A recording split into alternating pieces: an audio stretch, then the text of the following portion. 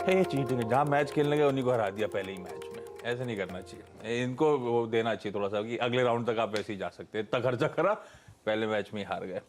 देखा क्या मैच आपने फुटबॉल का? नहीं देखा। हाँ, मुझे तो टाइमिंग का भी आइडिया नहीं था। वीरू का कल पता नहीं था। वीरू देखा क्या आपने? नहीं, तो कहाँ बिजी थे, कोई खबर ही नहीं थी कल दिन भर? नहीं ज्यादा हर्षदा ने देखा होगा। मैंने नहीं देखा। नहीं, किसी ने नहीं देखा? था, कुछ काम थे। दादा देखा क्या? मैंने नहीं देखा, मैं कल आज वाला या कल वाला देखूं। चलिए देखेंगे, हम सब देखेंगे, उसके बाद अपडेट करते रहेंगे। अभी मेरे पास इतना ही अपडेट है कि 2-0 से इक्वाडोर जीता कतर के सामने। नए हफ्ते का आगाज होता हुआ इंटरेस्टिंग हफ्ता। इंटरेस्टिंग इसीलिए क्योंकि इस हफ्ते हमें मंथली नवंबर वायदा की एक्सपायरी की गुरुवार को करनी है तैयारी। उससे पहले बैक टू बैक 4 हफ्तों की अच्छी तेजी के बाद पिछले हफ्ते हमने कुछ कंसोलिडेशन देखा।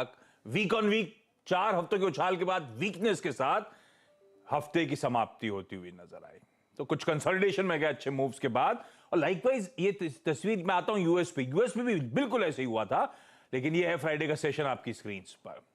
मजबूत गैप अप के साथ खुले, ठंडे पड़े, प्रेशर में आए, उसके बाद जाते जाते आखिरी आधे घंटे में लोज से बढ़िया रिकवरी। फिर भी 35-36 पॉइंट के दबाव के साथ फ्राइडे का हमने सेशन कल्मिनेट किया। और आज के संकेत तो एसजीएक्स निफ्टी दिखा रहा है ऊपर 55-60 अंक की हल्की कमजोरी के साथ हम शुरुआत करेंगे। 1/3% के दबाव के साथ इस एक्सपायरी वीक के आगाज होने के इंडिकेशंस आते हुए।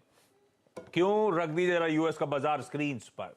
अच्छा, यूएस के मार्केट्स में हमने जो फ्यूचर्स के थ्रू डाइजेस्ट करा था 3:30 बजे और 5:30-6 बजे आपने देखा होता तो एकदम से फ्यूचर्स में बहुत अच्छा उछाल बनना शुरू हो गया था। तो हमने जो डाइजेस्ट किया था, हमने 50 पॉइंट ऊपर डाउ फ्यूचर 3:30 बजे डाइजेस्ट कर रहे थे और वो एक्चुअल सेशन में डाउ 200 पॉइंट की मजबूती दिखा रहा था फ्राइडे के दिन। तो वहां पे तीनों बेंचमार्क स्क्रीन पर लेकर आइए। फ्लैट से 0.5% के उछाल के साथ कामकाज हुआ। पर आज सुबह के फ्यूचर्स अब इस समय दबाव में 1/4% के आसपास की कमजोरी। तो तब और अब 4 चीजें आपकी स्क्रीन पर। कहां छोड़ा था डाउ, कहां खड़ा है। जहां छोड़ा था वही है। हल्की बहुत तेजी कह लीजिए, लेकिन वो कहने वाली होगी, नाम मात्र की। इस समय दरअसल फ्यूचर्स ठंडे पड़ रहे हैं, तो ज्यादा वे कर रहा है सेंटिमेंट्स पर। नैस्डैक जहां छोड़ा था वहां से तो कुछ दबाव के साथ ही आपको कामकाज होता हुआ इस समय नैस्डैक फ्यूचर्स में नजर आएगा। ये तस्वीर है। और एक और इंटरेस्टिंग है, अब कच्चा तेल इस तरह से करेक्ट होना कितना पॉजिटिव है भारत के लिए, या फिर ये दरअसल एक्चुअली वो recession, slow down, demand fear सब कुछ अब धीरे धीरे पिक्चर में आ रहा है। $98 वाला $88 पे। पिछले हफ्ते ही $98 की हम लोग चर्चा कर रहे थे कि 100 पार हो गया तो सेंटिमेंट पे हावी होता हुआ नजर आएगा कच्चा तेल, और इस समय $88 के नीचे स्लिप हो चुका है। ये है ग्लोबल पिक्चर आपके लिए। एशिया रख दीजिएगा स्क्रीन पे। हम बातचीत की शुरुआत कर रहे हैं नीरज जी से। ग्लोबल संकेतों पर ही बातचीत होनी है। वीरू बताएंगे कैसे फिर निफ्टी बैंक को एक्सपायरी वीक में अप्रोच करना है। आज के लिए स्पेसिफिकली स्ट्रैटेजी क्या होगी, और हर्षदा बताएंगी सारे इंपॉर्टेंट स्टॉक्स से न्यूज। डोनाल्ड ट्रंप ने कोई ट्वीट करा क्या? उन्होंने बहुत फटकार लगाई है ट्विटर को। वो खुल गया क्या? नहीं खुल तो गया था, कोई ट्वीट नहीं आया था। ट्वीट नहीं, उन्होंने वैसे ही कहा है कि, और अभी भी कह रहे हैं कि हम अपने नेटवर्क पे ज़्यादा काम करेंगे। अपने असल में इलॉन मस्क साहब ने एक ट्वीट करा था, पोल करा था। पोल में 52% लोग फेवर, बहुत पार्टिसिपेंट्स थे उस पोल में, 52% फेवर में थे कि डोनाल्ड ट्रंप साहब को वापस लाया जाए। तो वही उनका अकाउंट खोल दिया गया, जो सस्पेंशन था उसे हटा दिया गया। पर उन्होंने कोई ट्वीट नहीं किया। मेरे को लगता नहीं ट्वीट करेंगे। तुम सस्पेंड करो, तुम बुलाओ, नखरे उखरे दिखाएंगे, एकदम से एक्सेप्ट कर लेंगे। हाँ, जैसे मैं मरा जा रहा था कि मेरे को, हाँ ये बात भी है। थोड़ा सा भाव खाएंगे उसके बाद। हम कहाँ भटक गए, क्या करें। ट्रंप साहब आने में एक्साइटमेंट था, लेकिन ग्लोबली मूड कैसा है? देखिए, ग्लोबली मूड तो मैं कहूँगा अच्छा है। अच्छा मैं इसलिए कह रहा हूँ कि वीकेंड के दौरान, मतलब वीकेंड क्या, फ्राइडे को ही 2-3 लोग और घूम रहे थे फेड वाले और डरा रहे थे सबको, लेकिन बाजार डरा नहीं। इंटरेस्टिंग था कि फ्राइडे को बाजार डरा नहीं। एक डराता है, एक मनाता है, एक पुचकारता है, ऐसा हो रहा है। 3 थे उसमें, 2 डरा रहे थे। हाँ। एक ने नहीं डराया, एक ने कहा डिवाइडेड सा है, समय आ गया है कि आप स्लो करें। हाँ। लेकिन 2 ने कहा नहीं भी 75 करते रहे थे। ये बात हो रही थी। तो डर कौन रहा था? डर वो रहे जो नैस्डैक वाले हैं। देखो नैस्डैक एकदम फ्लैट, देखो जो शेकी ग्राउंड पे वो डरेगा, तो वो लोग थोड़ा सा डरे, लेकिन बाकी कोई नहीं डरा। डाउ के कंपोनेंट वाले, S&P वाले नहीं डरे, और बाजार एकदम ऊपर की तरफ बंद हुआ, ग्रीन बंद हुआ। तो इसको आप मोटे तौर पर ये कह सकते हैं कि ये सब बातें मुझे लगता है बाजार अब समझ चुका है। ठीक है, आपको जो करना है आप करिएगा। रादर अब तो ये बातें निकल के आ रही हैं कि जो अक्टूबर 12 को लो बना था S&P का, वो बॉटम है। बेयर मार्केट रैली है और ईयर एंड तक 4300 का लेवल छू सकता है S&P। तो यहाँ से काफ़ी बड़ी रैली अभी भी ईयर एंड में हो सकती है। चूँकि ये हफ्ता छोटा है, थैंक्स गिविंग की छुट्टी है थर्सडे को, फ्राइडे को 1:30 बजे 1 बजे तक ही मार्केट अमेरिका का रहेगा, तो इफेक्टिवली 3 दिन आप मान के चले, और बुधवार को भी बहुत लीन ट्रेड होने की संभावना है। तो ट्रंकेटेड वीक में बहुत ज़्यादा आप होप ना रखें, और कोई बहुत बड़ा डेटा भी नहीं आना इस वक्त इस समय। लेकिन यहाँ से आगे जाते हुए फिर आपको बहुत नंबर्स दिखेंगे, क्योंकि हम लोग उस तरफ पढ़ेंगे जब दिसंबर का फर्स्ट वीक आएगा, और वहाँ पे फिर बहुत सारे नंबर्स आने हैं और 14 तारीख को मीटिंग होनी। लेकिन मार्केट मोटे तौर पे इसको डाइजेस्टेड है। प्रॉब्लम सिर्फ एक है, हम खुश हो कि दुखी हो, मुझे ये समझ में नहीं आ रहा है। क्रूड इतना नीचे आ रहा है और भारतीय बाजार चल नहीं रहा है, ये ऐसा क्यों हो रहा है? अटक क्यों रहे हैं? हमें फील नहीं आ रहा ना क्रूड नीचे होने का। आप पंप पे घटाओ तो फील आएगा। ओहो, अरे फील कैसा है? सिर्फ आंकड़ों में दिखता है। वो क्या है, नोशनल प्रॉफिट नोशनल लॉस चल रहा है। बिग पिक्चर नहीं देख रहे हो आप। बिग पिक्चर दिखती का है, जब रोज की दिक्कत है। $88 पे आ गया है। हाँ। अब तो घटाओ दाम। अच्छा खासा इंटरेस्टिंग बात यह है कि OMCs भी नहीं चल रहे हैं। हाँ, इस बात पे उनको चलना रहेगा। खबर देते रहे तो किस तरह के लॉसेस हो गए, उसकी भरपाई लॉसेस तो भयानक है। तो क्रूड के गिरने से भारत को कितना फायदा होगा मुझे पता नहीं, क्योंकि कोई इम्पैक्ट ही नहीं आ रहा है। लेकिन क्रूड 2 रीजन से गिरा है। एक तो चाइना वाली खबर है ही है, पहली डेथ हुई कोविड रिलेटेड, एक कोविड डेथ हुई है 6 महीने बाद पहली बार, और केसेस बिल्कुल बढ़े हुए हैं, उसमें कोई दिक्कत नहीं। वो सब एज इट इज़ है, खूब बढ़े हैं, डर है डिमांड गिर जाएगी, इसकी वजह से क्रूड की मांग में बहुत तेज़ी से नीचे आ रहा है। लेकिन ये जो पिछले 3-4 दिनों में 6-7% की फॉल आई है क्रूड में, ये प्रोग्राम ट्रेडिंग का नतीजा है, जो जिसको एल्गो ट्रेडिंग भी कहते हैं, या टेक्निकल ट्रेडिंग की सर्टेन लेवल्स लगा रखे, आपने वहाँ नीचे गया तो एकदम से स्लिप हो गया। तो ये हो रहा है, लेकिन उसका फ़ायदा हमको मिलना चाहिए। क्यों नहीं मिल रहा पता नहीं, आज हो सकता मिले। क्रूड की खुशी मनानी चाहिए नहीं। पर हिस्टोरिकली जब तक कच्चा तेल चलता नहीं है तब तक ग्लोबली मार्केट चलते नहीं। एक बेसिकली डिमांड है। हाँ, वो ग्लोबल इकोनॉमी का सेंटिमेंट पॉजिटिव जरूर हो सकता है हमारे लिए, लेकिन हमें जब बुल मार्केट रख दीजिए भारत के और क्रूड की चाल रख दीजिए जब उसमें तेज, हाँ, तो उसमें वैसे चाइना को, अब मुझे लगता है भारत बायोटेक को कोवैक्सीन दे देनी चाहिए। तो भारत बायोटेक तैयार है, ले लो। वो मान नहीं रहे, लेकिन ठीक है। ये इश्यूज है, कच्चा तेल नरम पड़ता हुआ, कच्चे तेल को कितना पॉजिटिव लेता है भारतीय बाजार, ये देखने वाली बात। इस समय तो एक अच्छा, इस समय एशिया का पैक दिखाइएगा प्लीज। हैंगसेंग के बाजार फिर से, वो खैर हैंगसेंग अपनी ही चाल चलता है, वो अच्छे खासे करेक्ट होकर कामकाज करते हुए नजर आ रहे थे। ठीक है, ये एशिया आपकी स्क्रीन पर। अब आज की, अच्छा, वो जो फेड की बात हुई थी, बॉस्टन की फेडरल रिजर्व प्रेसिडेंट है सुजन कॉलिंस, वो कॉन्फिडेंस एक्सप्रेस कर रहे हैं कि पॉलिसी मेकर्स इन्फ्लेशन को टेम कर सकते हैं, एम्प्लॉयमेंट को ज्यादा डैमेज करे बिना। तो अच्छा स्टेटमेंट था। सेंट लुई के फेड प्रेसिडेंट जेम्स बुलार्ड साहब बोले कि पॉलिसी रेट्स अभी भी अपने जोर, अच्छा, इन्होंने तो बहुत एग्रेसिव कमेंट्री दी बुलार्ड साहब ने। बुलार्ड साहब कह रहे हैं fed fund rates could go in the range of 5% to 7%। जो बाजार एंटिसिपेट कर रहा था उससे ज्यादा हॉकिश अब वो कमेंट्री आती हुई। तो मिला जुला रुझान है, पर इसको ज्यादा रीड नहीं करने का। कोई कुछ बोल रहा है, कोई कुछ बोल रहा है, हमें तो डेटा देखते रहना है। जब फेड को ही नहीं पता करना क्या है। शुक्रवार को आवाज अड्डा किया था इसमें, तो अनुराग सिंह आए थे यूएस वाले। हाँ, तो हमने कहा ये क्या आपके यहाँ चलता रहता है, प्राइस सेंसिटिव इन्फॉर्मेशन, वो एक इधर बोल रहा है उधर बोल रहा है। बोला हम लोग डेमोक्रेटिक कंट्री हैं, डिस्क्लोजर देते, तो हमारा बायस भी आपको पता है कि हम किस बायस के हैं। अगर हम डेमोक्रेट वाले अपॉइंटी हैं तो हम ऐसे बोलेंगे, अगर हम रिपब्लिकन अपॉइंटी तो हम ऐसे बोलेंगे। तो बोला हम लोग डेमोक्रेटिक, हम बोलते रहते हैं ऐसे। हेज कर लिया उन्होंने। तो ये अब इसलिए बहुत ज्यादा इन वॉइसेस पे मत जाए, क्योंकि बहुत मिक्स्ड आ रही है। फेड क्या करेगा, आई एम श्योर फेड को भी नहीं पता है फेड कितना एग्रेसिव हो सकता है, कब तक इन्फ्लेशन टेम होगा। तो एज वी गो डेटा के ऊपर डिपेंडेंट रहेगा, और डेटा को एनालाइज करने के लिए नीरज जी बगल में बैठे हुए हैं। पर इस समय हल्की सुस्ती, कंसोलिडेशन का मूड क्लियरली अपरेंट स्क्रीन्स पर। ऐसे में वीरू कैसे अप्रोच करें? अच्छे मोमेंटम के बाद लास्ट वीक ऐसे ही था, दायरे में वॉलेटाइल था, लेकिन बहुत सीमित दायरे में पूरा हफ्ता बाजार था। मेरे ख्याल से महज 200 पॉइंट के आसपास निफ्टी की रेंज रही थी पूरे वीक की। इस तरह की खामोशी के बाद अब हम एक्सपायरी वीक में आके खड़े हो चुके हैं। क्या कह रहा है डेटा पॉइंट्स, कैसे अप्रोच करना है, और आज के लिए स्ट्रैटेजी क्या होगी निफ्टी बैंक की? वीरू जी देखिए, गुड मॉर्निंग आशीष। देखिए वाकई मैं लास्ट वीक डेडिकेटेड रहा, एक रेंज के अंदर हम रहे, और रेंज के अंदर भी बाय ऑन डिप्स ने अगर आप देखिए काम किया। शुक्रवार को आशीष मेरी जो बिल्कुल क्लियर कट अप्रोच थी, सेकंड बेस तक आपको शॉर्ट नहीं करना है, और जो सेकेंड बेस था एग्जैक्टली वहीं से क्लोजिंग में एक बहुत स्ट्रॉन्ग पुल बैक आया, करीब करीब 100 पॉइंट्स का। अभी तक थीम थी कि आपको डिप्स को बाय करना था, आपके पास एक वेल डिफाइंड बेस था 18,300 का, 200 का, और निफ्टी बैंक में जो अप्रोच थी फर्स्ट बेस जब तक ना टूटे बाय ऑन डिप्स रखेगा। एग्जैक्टली अगर आप देखें फर्स्ट बेस से पुल बैक आया, शुक्रवार को बाय ऑन डिप्स काम करके गया। बट अब क्या, बिल्कुल सही कहा आपने आशीष, इट्स अ मंथली कॉन्ट्रैक्ट और मेरे को लगता है कि एक क्लियर कट ब्रेकआउट या ब्रेकडाउन इस रेंज से बहुत जल्द संभव है।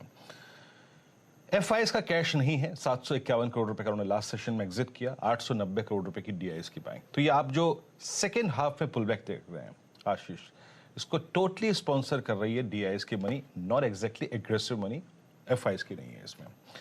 इंडेक्स एफआईएस ने 85 करोड़ रुपए का बाय किया, थोड़ा शॉर्ट लॉन्ग ट्रिम किया उन्होंने। स्टॉक फ्यूचर 95 करोड़ रुपए का सेल किया, यहां पे भी अगर आप देखें कुछ शॉर्ट्स इनिशिएट किए, लॉन्ग ट्रिम किए, और 6045 करोड़ रुपए का इंडेक्स ऑप्शंस बेचा।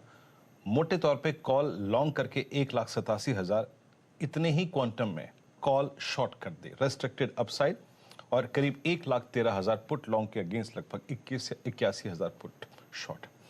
देखिए आशीष, पहली चीज इस मंथली कॉन्ट्रैक्ट की यह है कि एक बड़ा वॉल क्रिएट हो गया है 18,400 से 500 के बीच में, एक ह्यूज कॉल का रेजिस्टेंस जोन खड़ा हो गया है। बड़ा आउटस्टैंडिंग वाई है 18,400 की कॉल में, करीब करीब 1,04,00,000 रुपए का, दैट्स शेयरों का, दैट्स ह्यूज। और अगर आप 18,500 की कॉल को देखें तो यहां पे करीब 76,90,000 शेयर्स का आउटस्टैंडिंग हुआ है, दैट्स ह्यूज। करीब करीब 2.25 करोड़ कॉल्स यहां पे खड़ी हैं आशीष। ये एक एग्जिट जोन है, ये एक सप्लाई जोन है। आपने शुक्रवार को टेस्ट किया अपना nearest short term moving average 10 day exponential moving average, और अभी भी 18,200 की पुट आशीष और 300 की पुट 68 लाख और 43,000 का, यानी लगभग 1,02,00,000 का आउटस्टैंडिंग वाई होल्ड करती है। देखिए क्लियर कट लेवल्स पे ध्यान दीजिएगा।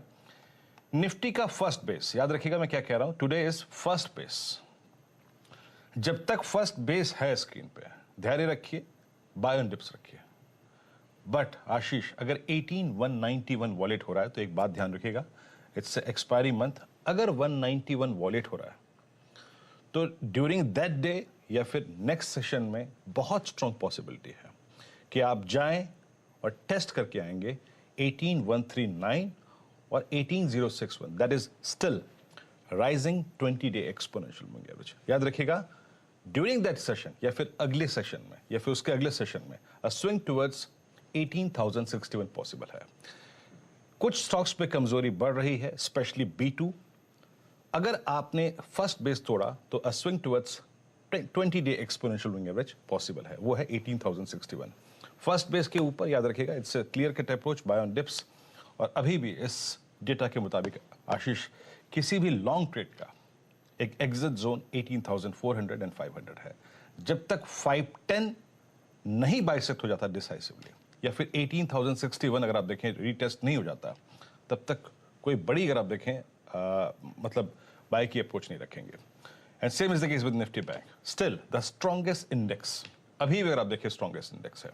और यहां पर आशीष पर एक बात है, फर्स्ट वीकली कॉन्ट्रैक्ट और सेकंड वीकली कॉन्ट्रैक्ट और थर्ड वीकली कॉन्ट्रैक्ट की तुलना में कॉल राइटर्स के पास कन्विक्शन अब काफी ज्यादा है आशीष। हमारे शुक्रवार का ट्रेड काम आ गया, ठीक है, पुल बैक मिल गया, बट अब 42,500 और 43,000 के कॉल राइटर ने एक बहुत स्ट्रॉन्ग ग्रिप ले ली है। देखिए आशीष, आउटस्टैंडिंग वाई आपकी स्क्रीन पे आएंगे, 42,500 का आउटस्टैंडिंग वाई 38,40,000, 43,000 की कॉल का आउटस्टैंडिंग वाई 23,38,000, दैट्स ह्यूज। ये एक साइजेबल और एक काफी स्ट्रॉन्ग वाई है। और इसके उलट अगर आप 42,000 के पुट राइटर को देखें तो उसका कन्विक्शन है, बट ग्रेजुअली अगर आप देखें उतना स्ट्रॉन्ग बिल्डअप नहीं देख रहे हैं हम। यहां पर लेवल्स पे ध्यान दीजिएगा। बैंक निफ्टी 42,210, 42,071 या फिर 41,804। देखिए सेकंड बेस में भी जो फर्स्ट फिगर है, सेकंड बेस में भी जो फर्स्ट फिगर है, आपको बाय ऑन डिप की अप्रोच 41,804 के ऊपर ही रखनी है। बट अगर बैंक निफ्टी 41,804 को वॉलेट कर रहा है, उस वक्त दो चीजें हो चुकी होंगी, आपका 42,000 का बेस उड़ चुका होगा, 41,804 के नीचे अ स्विंग टुवर्ड्स 41,546 लुक्स पॉसिबल। लेकिन इसके ऊपर 42,000 के ऊपर बाय ऑन डिप्स, और याद रखिएगा 42,500 42,600 ये एक एग्जिट जोन है आपके ट्रेड्स के लिए। आशीष, बढ़िया। लेवल्स आपकी स्क्रीन पर नोट डाउन करिएगा। ये होगी निफ्टी बैंक की स्ट्रैटेजी। लेकिन आज खबरों वाले स्टॉक्स कौन से हैं? Harshada, good morning. मॉर्निंग आशीष। कई स्टॉक्स इनफैक्ट आज खबरों में हैं। शुरुआत करते हैं स्टील कंपनियों के साथ, जो बड़ी डेवलपमेंट और इस खबर का दरअसल काफी समय से इंडस्ट्री की मांग थी और इंतजार भी था। तो सरकार ने दरअसल ज्यादातर स्टील एक्सपोर्ट पर जो ड्यूटी लग रही थी उसको स्क्रैप कर दिया है। यहाँ पर यह भी कहा गया है कि iron ore and lumps and fine जो 58% आयरन से ज्यादा होल्ड करते हैं उसमें बिल्कुल ड्यूटी नहीं लगेगी। 58% से कम वाले आयरन पर करीब 30% तक की ड्यूटी लगती हुई दिखाई देगी और आयरन और पेलेट्स के एक्सपोर्ट पर कोई ड्यूटी नहीं लगने वाली है। तो Tata steel, JSPL, JSW steel, SAIL, JSL stainless जैसे काउंटर्स, ये सब रेडार पर रहेंगे। एक लॉन्ग स्टैंडिंग डिमांड थी और इसको दरअसल अब सरकार ने इस पर अमल किया है और वो एक्सपोर्ट ड्यूटी खारिज कर दी है। तो एक बड़ा पॉजिटिव है, बड़ी राहत है। इससे कई ब्रोकरेजेस ये कह रही है कि जो भारी भरकम इन्वेंट्री इन कंपनियों के हाथ पड़ा हुआ है वो इनफैक्ट मार्केट में आता हुआ दिखाई देगा और क्लियरली इनके लिए एक बड़ा रिलीफ आ रहा है। लेकिन इस बीच एक ये भी चीज हुई है कि कुछ प्राइसेस में कूल ऑफ देखने को मिला है। तो कितना फायदा उठाएंगे ये वो देखना होगा प्राइस वाइज। लेकिन लार्जली इन्वेंट्री जो पड़ा हुआ था वो सप्लाई में आता हुआ दिखाई देगा, तो वो एक पॉजिटिव। दूसरी तरफ आज दीपक फर्टिलाइजर और आरती इंडस्ट्रीज पर भी नजरें रखें। दोनों कंपनियों ने आपस में करार किया है जिसके तहत दीपक फर्टिलाइजर को आरती इंडस्ट्री को नाइट्रिक एसिड दरअसल सप्लाई करना है। ये डील अगले 20 सालों के लिए की गई है और डील का क्वांटम लगभग 8,000 करोड़ का आका जा रहा है। ये 1 अप्रैल 2023 ऑनवर्ड्स डील इफेक्टिव होती हुई दिखाई देगी। तो दोनों ही स्टॉक्स आप रेडार पर रखें, जहां पर दीपक फर्टिलाइजर दरअसल सप्लायर रहेगा और आरती इंडस्ट्री बायर रहेगा। इसके साथ ही टाटा मोटर्स का शेयर आज रेडार पर रखेंगे क्योंकि 19 दिसंबर से सेंसेक्स में बदलाव होने वाले हैं और टाटा मोटर्स डॉक्टर रेड्डीज की जगह लेने वाला है। तो उस लिहाज से फंड फ्लो टाटा मोटर्स की तरफ स्क्यू होता हुआ दिखाई दे सकता है इंडेक्स फंड्स का। साथ ही साथ कुछ और चेंजेस में सेंसेक्स नेक्स्ट के जो कंपोनेंट्स है उसमें बदलाव है कि अदानी पावर और इंडियन होटल दरअसल यहाँ पर शिरकत होते हुए दिखाई देंगे। अदानी गैस वहां से बाहर हो रहा है। अच्छा, IEX ने कहा है कि बोर्ड बैठक है, स्टॉक एक लार्ज अंडर परफॉर्मर रहा है ऑफ लेट, नंबर्स भी इतने कुछ खास नहीं थे और 25 नवंबर को दरअसल कंपनी की बोर्ड बैठक है बायबैक को लेकर। तो वो स्टॉक भी आज रेडार पर जरूर रहेगा, इनफैक्ट 25 तक ये रेडार पर रहेगा। इसके अलावा कुछ नेगेटिव डेवलपमेंट जोमेटो में आते हुए हम सब जानते हैं कि जोमेटो में बड़े खासे एग्जिट्स हुए हैं। एक और अपडेट ये निकल कर आया है कि over the weekend Mohit Gupta company के जो को फाउंडर है उन्होंने रिजाइन किया है। इससे पहले इनके new initiatives head Rahul Ganju ने रिजाइन किया था, इनके इंटरसिटी हेड ने भी रिजाइन किया था। साथ ही साथ कंपनी की तरफ से अपडेट ये निकल कर आ रहा है कि करीब 4% अपने स्टाफ को वो ले ऑफ करने वाले हैं, छटनी होने वाली है कुल 4% स्टाफ की। 100 कर्मचारियों को वैसे नौकरी से निकाल दिया है।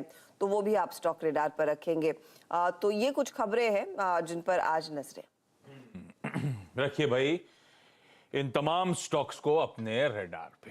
अच्छा, आज का इवेंट्स कैलेंडर में सबसे पहले तो आप सबको इंटरनेशनल मेंस डे की ढेरों शुभकामनाएं। शनिवार को था, हालांकि दिन भर पता ही नहीं चलता है कि ऐसा कोई दिन भी मनाया जाता है। हमारे ऑफिस में जब इंटरनेशनल वुमेन्स डे सेलिब्रेट होता है तो HR ब्राउनी, चॉकलेट, कार्ड सब महिलाओं की डेस्क पर रख देती है।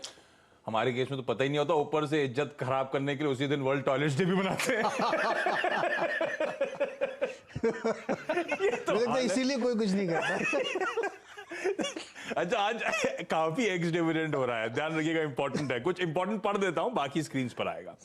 3M इंडिया 850 रुपए, कोचीन शिपयार्ड 7 रुपए, मजगांव डॉक 9 रुपए 10 पैसे, ऑयल इंडिया 4.5 रुपए, ONGC 6.25 रुपए, पेट्रोनेट 7 रुपए। तगड़ा एक्स डिविडेंड का दिन है, इन सब स्टॉक्स को ध्यान रखिएगा। एडजस्टमेंट्स आज आपको स्क्रीन पे प्ले आउट होते हुए नजर आएंगे। ऐसे ही वो easy trip planners bonus issue और स्टॉक स्प्लिट की आज एक्स डेट है। बेसिकली 1 को 8 में बांटने की तैयारी है। आज इस तरह से एडजस्टमेंट प्ले आउट होगा। 2 लिस्टिंग्स हैं, आर्चियन केमिकल इंडस्ट्रीज 407 407 रुपए की इशू प्राइस, 1462 करोड़ रुपए मोबिलाइज करे, अच्छा रिस्पांस था। 32-33 टाइम्स बढ़ा था ये आईपीओ, इसकी लिस्टिंग। और दूसरी वो NBFC 5 star business finance 474 upper and पे इशू प्राइस रखा हुआ है, जबकि आईपीओ सेल थ्रू नहीं हो पा रहा था। कुल मिलाकर 0.7 टाइम्स ही सब्सक्राइब हुआ, 70% ही भर पाया। जुटाने निकले थे ये लोग 1960 करोड़ रुपए, अपडेट्स हैं कि 1588 करोड़ रुपए फाइनली जुटाए। सेल थ्रू कैसे हो गया? क्योंकि क्यूआईबी का रिस्पांस अच्छा था, उसके चलते एडजस्टमेंट के लिहाज से वो सेल थ्रू कर गया है। ठंडा रिस्पांस था, देखते हैं आज लिस्टिंग कैसी होती है और उसके बाद दरअसल किस तरह से परफॉर्म करता है। बजट 2023 अब उसका जल्दी आगाज होना है, सामने खड़ा है बजट 3 महीने डाउन द लाइन। आज से FM Nirmala Sitharaman pre budget meetings की शुरुआत करने जा रही हैं, किक स्टार्ट करने जा रही हैं। तो वर्चुअल मीटिंग आज है industry chambers, infrastructure sector representatives और एनवायरमेंटल एक्सपर्ट से, उनके व्यूज लेंगी बजट रिलेटेड। और ये लास्ट फुल टाइम बजट है मोदी गवर्नमेंट का 2024 जनरल इलेक्शन से पहले, ये ध्यान रखिएगा। आज 2 लॉन्चेस हैं। पहली एक अहमदाबाद की टेक स्टार्टअप है मैटर, वो अपना पहला इलेक्ट्रिक व्हीकल लॉन्च करने जा रही है। अब इन्होंने कहा एक स्पोर्ट्स इलेक्ट्रिक बाइक होगी और इस देश में पहली बार कोई लिक्विड कूल्ड बैटरी पैक के जरिए उस टेक्नोलॉजी के थ्रू बाइक लॉन्च करने जा रहा है। तो एक लॉन्च आज स्केड्यूल्ड है, मेरे ख्याल से आज दोपहर 2-3 बजे है। इनकी वेबसाइट टाइम दिखा रही थी कि 2-3 बजे आज शायद है। नई इनोवा हाई क्रॉस, इसकी ग्लोबल अनवीलिंग इंडोनेशिया में आज होने वाली है। ये गाड़ी दरअसल इंडिया भी आएगी, इंडिया डेब्यू इसी हफ्ते फ्राइडे को है, तो आज वो लुक्स एंड फील पता चल जाएगा कैसी है। इंडिया डेब्यू लेकिन इस हफ्ते फ्राइडे को होना है। राहुल गांधी साहब फाइनली गुजरात असेंबली इलेक्शंस के कैंपेनिंग में उतरते हुए नजर आएंगे आपको। आज राजकोट और सूरत में रैलीज एड्रेस करने की तैयारी। ध्यान रखें, दिसंबर 1 और 5 तारीख को गुजरात में 2 फेज ऑफ पोलिंग होनी है। अच्छा, चेन्नई के लिए इंपॉर्टेंट है, आईएमडी का फिर से एक अलर्ट आया है, heavy to very heavy rainfalls आज से, जिसमें स्पेसिफिकली है आज और कल एक्सट्रीमली हैवी रेनफॉल्स की वार्निंग है। और चेन्नई हम जानते हैं बीच में बार बार बारिश के चलते कितनी दिक्कत झेली, तो ध्यान रखिएगा। और ना सिर्फ पेट्रोल और डीजल की दिक्कतें हैं, वीरू के लिए तो दूध भी मुश्किल हो गया है। मदर डेयरी आज से दूध की कीमतें बढ़ाने जा रहा है दिल्ली एनसीआर में, और ये चौथा हाइक है 2022 में, वो भी जाड़े के ठीक पहले। हाँ, चाय महंगी कर देगा। चाय में तो चाय की लाला नॉर्थ में तो उसका मजा है, तो पिंक हो जाता है दूध कढ़ाई में, उसकी फिर मलाई मार के वीरू को नसीब नहीं होता। मुश्किल हो गई ठंड निकालना, लेकिन ये सब इवेंट्स और रडार पर रखने। इस नोट पर क्विकली छोटा सा ब्रेक ले लेता हूं। ब्रेक के उस पार जब लौटेंगे तो कमोडिटी और करेंसी मार्केट्स की टॉप स्ट्रैटेजीज।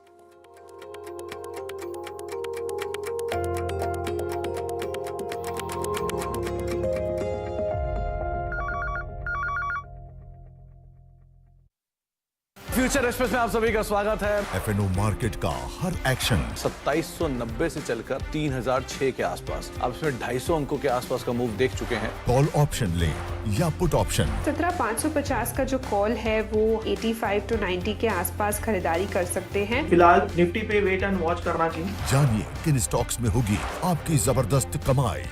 3300 के नीचे अर्ली क्लोज अगर आए तो आप शॉर्ट करके यहाँ पर जा सकते हैं। देखिए फ्यूचर एक्सप्रेस। बाजार शुरू होने से पहले कीजिए मुनाफे की तैयारी। जहां से कॉल राइटर्स बाहर निकल रहा है वहां पे बाय कर दीजिए, और जहां पे पुट राइटर कन्विक्शन है वहां पे डिप बाय कीजिएगा। जानिए सेंसेक्स और निफ्टी की कैसी होगी चाल। बहुत बढ़िया मूव्स एंजॉय कर रहा है ये स्टॉक। ब्लैक पैटर्न का ब्रेकआउट, बाय 1210 तक की तैयारी। कौन से स्टॉक्स आपको बनाएंगे मालामाल? 590 के ऊपर खरीदेंगे, 580 के स्टॉप लॉस है, 620 के टारगेट के लिए। देखिए मुनाफे की तैयारी।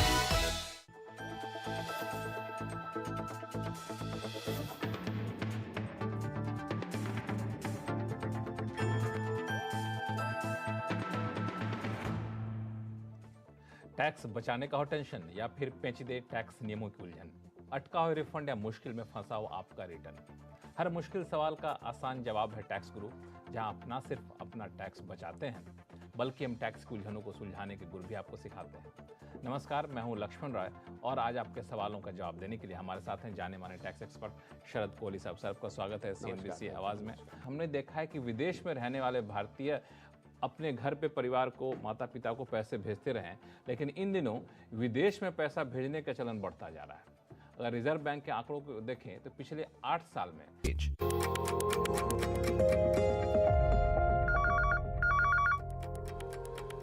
ब्रेक के बाद आपका स्वागत है और चलिए कमोडिटी करेंसी मार्केट्स, वो एक प्ले तो दिखाई दी थी मैंने, कच्चा तेल कैसे कूल ऑफ हो रहा है, लेकिन वो तो हो गया है, प्ले आउट कैसे होगा या फिर हमारी स्ट्रैटेजी, कहां कमाई के मौके हैं कमोडिटीज करेंसीज में। आईएफएल सिक्योरिटीज के अनुज गुप्ता जुड़ते हुए। अनुज हाय, गुड मॉर्निंग। अनुज, क्या स्ट्रैटेजी होगी? मुझे याद पड़ता है लास्ट टाइम इंटरेक्ट हुआ था, बुलियन की तेजी की आपने बात करी थी, अच्छी खासी तेजी प्ले आउट होती हुई नजर आई थी, लेकिन आज के लिए गुड मॉर्निंग आशीष जी। देखिए आज इंपॉर्टेंट फोकस रहेगा क्रूड के ऊपर, क्योंकि जिस तरीके से लास्ट वीक करीबन 7% क्रूड में गिरावट रही है, चाइना में कोविड केसेस बढ़े हैं, तो जो डिमांड है क्रूड की वो यहाँ पर कूल ऑफ हो सकती है, तो उससे प्राइस में सेलिंग प्रेशर रहेगा। तो यहाँ पे क्रूड मुझे लगता है कि बिकवाली की साइड रहना चाहिए। हमें लगता है कि जल्दी ही ब्रेंट क्रूड $82 से लेकर $80 तक आ सकता है।